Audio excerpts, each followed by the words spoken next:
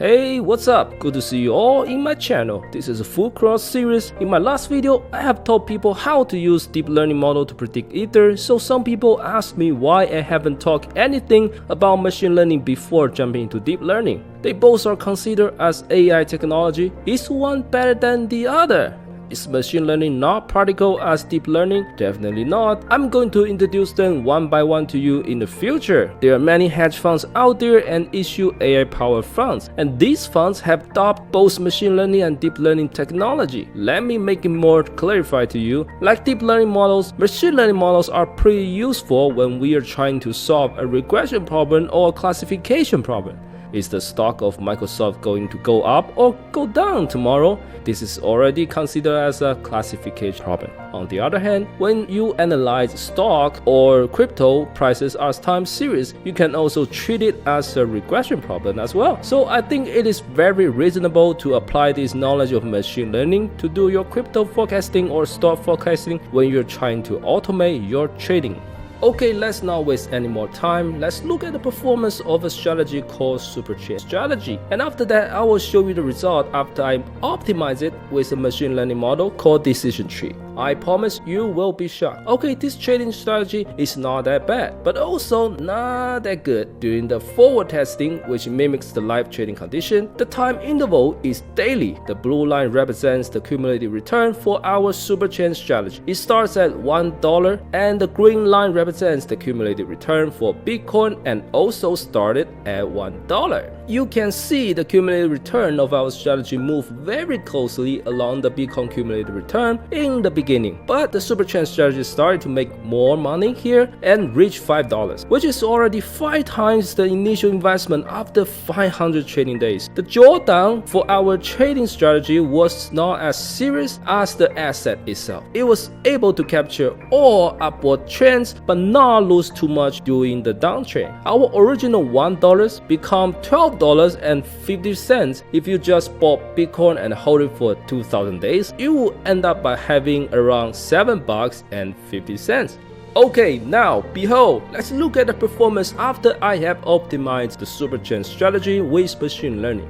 Check it out, guys. It is unbelievably well. It is too good to be true. I know we only have 20% of the historical dataset for testing because I had to give my first 80% of the historical dataset for training the decision tree model. The only visible drawbacks are here and the first 100 days. I know 100 days of drawback period was so long, but you can use the same code which I will be showing you guys to test your hourly data or 5 minutes interval. But hey, after first 100 days, this strategy went skyrocket, especially after 300 days, it went wild. I know someone almost gonna say it definitely contains future information or overfitting. Please check line 18 to line 21 here. I have already shipped the rows so my signal for today will match the relative change of Bitcoin daily prices for tomorrow. I do know if I use the signal generated from today to test the relative price change from yesterday to today, in that case, I will contain future information in my study. Certainly, I haven't done that mistakes. Let me show you guys my training and testing process. I use the testing data set to do the prediction, which is the data our model has not seen before. X trend and Y trend were fitted into the model, and I run prediction with X test. Nothing was wrong here. 20 times of original investment in the last 400 trading days was indeed crazy. If you want to know more about how I did it, I suggest you to stay till the end of this video because I'm going to share you guys code. But before I show you guys my code, I need to help you guys understand what decision tree really is. This diagram comes from a book called Modern Time Series Forecasting with Python, and the author is Manuel Joseph. He is an AI engineer. You can get his book from Amazon if you want it. It is also a really nice book. Since this diagram is already so nice, that's why I'm not going to draw it myself. Alright, what's the meat of this decision tree machine learning model? It can split your feature space into subspaces in order for your model to fit. For example, if without splitting, your function may be a linear function, cannot even be fitted, we call this scenario underfit. But when the decision tree splits the feature space, your linear function may end up by fitting very well. Another special thing about decision tree is that it has if-else condition statement. All of these decision nodes you see from this diagram, thus the if-else statement, the decision nodes literally decide whether the data flow down the tree from the left branch or the right branch. What's on the top is called root node. For nodes that no longer split are called leaf node. They are usually the final result of the decision. What's the meaning of the whole purpose of splitting? The purpose of splitting is for the tree to choose the value with the smallest arrow. Mean square arrow or MSE is one of the popular arrow measurements often used when evaluating our model. It will keep splitting subset till exhaust all samples unless it will be stopped according to the hyperparameters which you have set before training, which are called max steps or minimum number of leaves.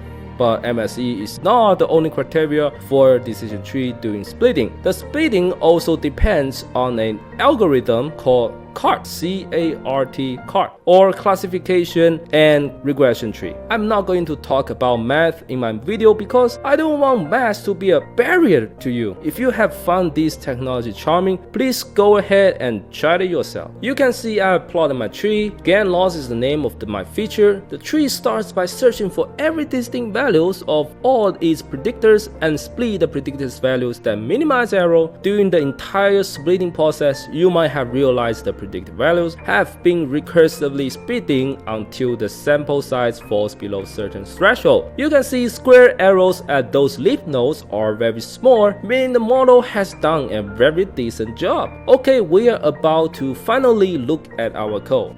But I want you guys to know our disclaimer first. All material provided are educational use only. If you decided to use this material for live trading, you are trading on your own risk. Okay, first of all, you need to import all these essential modules. Next, you load the data and do basic cleaning. We only need open, high, low, and close. You can get rid of all those columns that will not be used for the project. You can see we start on August 18, 2017, and this daily data is up to April 26, 2003. Make sure data type is flow and also make sure that there aren't any none in your dataset. You can see I have calculated the relative change and make that as a separated column in the dataset. Here we have created our first function which calculates the supertrend indicator. You can observe this code and see how it gets calculated. Since we have talked about supertrend strategy from an earlier video, I'm not going to get into details this time. What we need is this variable called ST. We'll be using it to calculate trading signals and most importantly our position.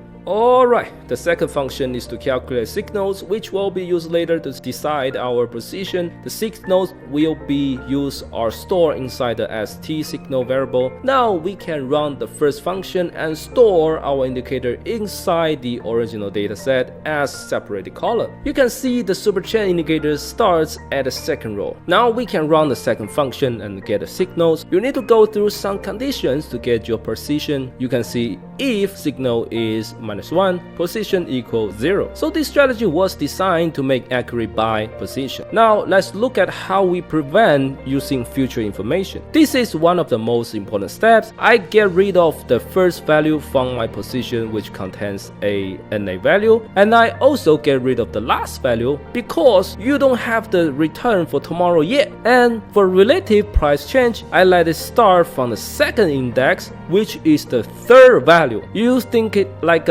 shifting the signal one row down in order to match the next price change because you want to know if you make the trade today, will you generate some gains tomorrow or some losses? After that, you just use your ones and zeros to multiply the relative change and you will get your gain or loss in percentage and will be stored inside the gain loss variable.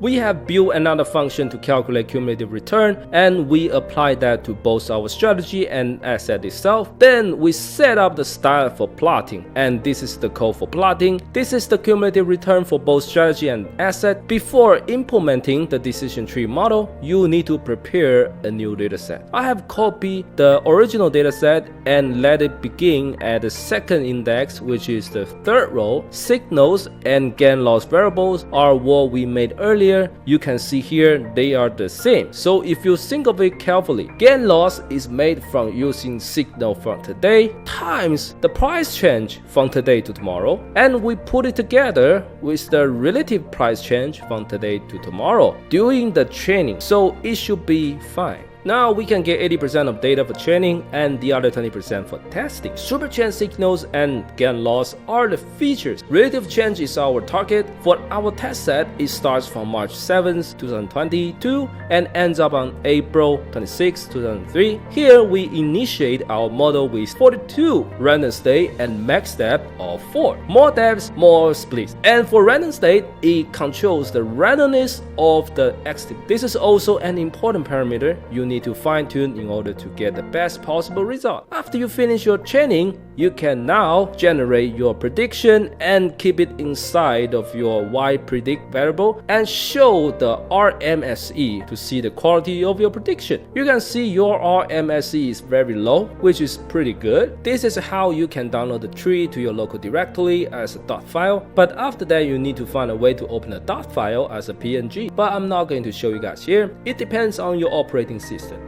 Then we can calculate the cumulative return for our AI asset. We need to use condition, but actually that enables our strategy to make a sell position. You can see if Y prediction is less than 0, we append minus Y test. And finally, we plot our graph. That's everything for the code. I hope you guys love this video. Please feel free to share with the community of how you have done your test, what asset you have tested, how was your return. Please drop a comment below. I greatly appreciate it. Okay, that's everything for the day. Thank you guys for watching. Have a great day, guys. I will see you in the next one.